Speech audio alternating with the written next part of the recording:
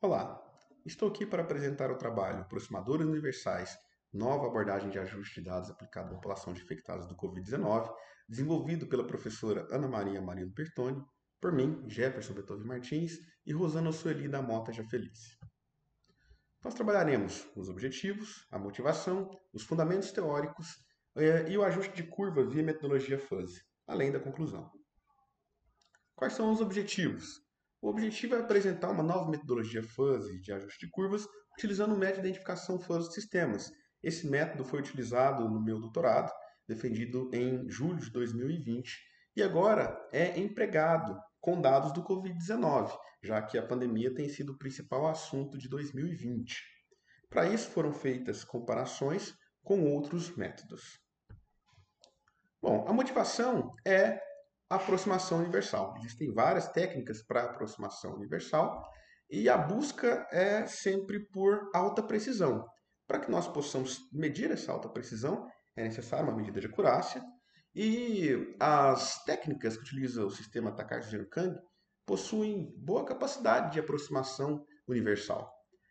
Bom, os dados foram retirados do Worldmeters e o desafio é testar essa técnica utilizada no doutorado para dados do Covid-19, utilizando uma técnica um pouco diferente para a identificação de sistemas.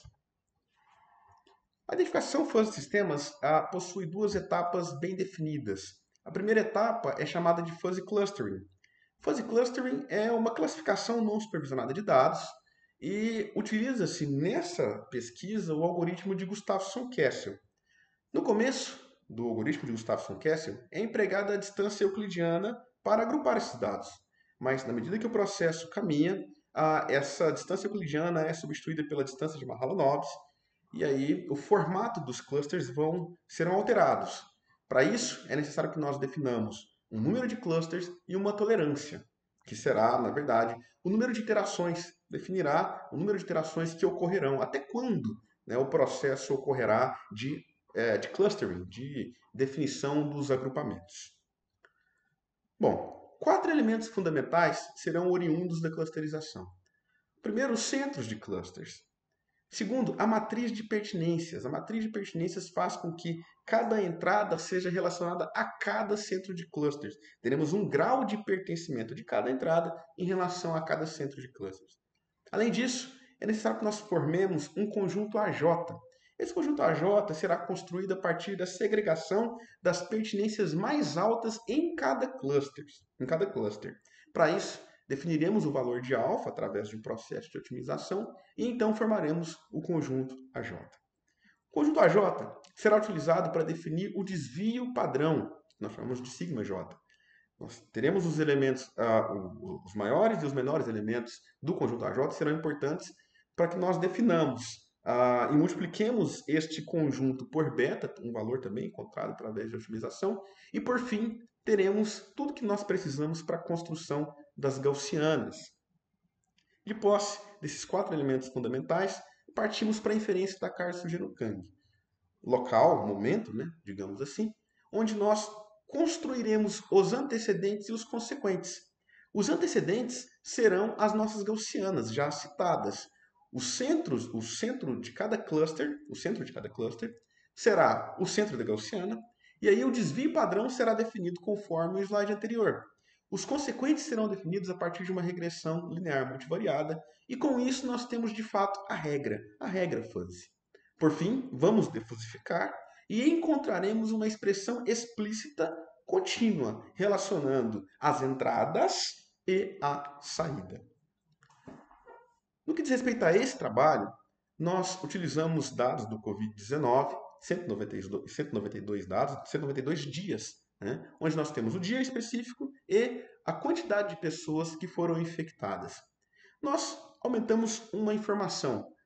Nós teremos o dia, a quantidade de pessoas infectadas e a diferença entre aquele dia e o dia anterior. Então, a diferença entre entre o terceiro e o segundo dia, o quarto e o terceiro, e assim sucessivamente, a taxa de variação que nós temos entre um dia e outro. Os parâmetros utilizados foram 6 clusters, a tolerância de 0,03, o alfa de 0,6 e um beta de 0,3, o que nos permite ter uma função delta, né? Resultados de todo esse processo já explicado. Essa aqui é a tabela que demonstra claramente quais foram os valores encontrados. Eu tenho os centros de cluster, nós temos os desvios padrões e os termos utilizados na regressão linear multivariada. Este gráfico demonstra ponto a ponto qual é o dia e qual é a taxa de variação entre um dia e outro, digamos assim.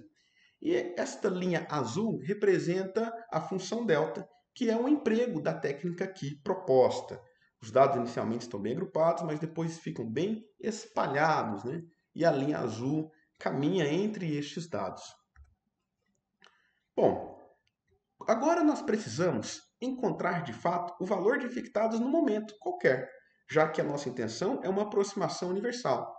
Para isso, nós utilizaremos o polinômio de Taylor. O polinômio de Taylor vai nos permitir utilizar aquela função delta encontrada, que tem uma relação com a taxa de variação, para que nós encontremos de fato o dia num ponto qualquer. Então, partimos do primeiro dia, no segundo dia, para calcular o segundo dia, precisamos do primeiro, e assim sucessivamente, até que nós obtemos uma função contínua aproximadora para todo o t, onde nós vamos de fato encontrar quantas pessoas infectadas foram num dia específico, utilizando delta. Então, um fluxograma torna a explicação um pouco melhor. Nós temos um dia específico, nós temos a quantidade de pessoas que foram infectadas e a taxa de variação entre um dia e outro. Os dados são clusterizados, passamos para a inferência Takar-Sugeno-Kang e encontramos uma função explícita. A função explícita, ela nos auxilia para que nós possamos empregar o polinômio de Taylor e aí, de fato, encontrar o número de infectados em um dia específico. Lembrando que a função explícita relaciona principalmente um dia com a taxa de variação. E aí o polinômio de Taylor vem para que nós possamos encontrar quantas pessoas foram infectadas em um dia específico. Essa técnica foi comparada com outras. Ajuste polinomial, ajuste exponencial, ajuste gaussiano e ajuste por potência dado pela função A4 de t aqui definida.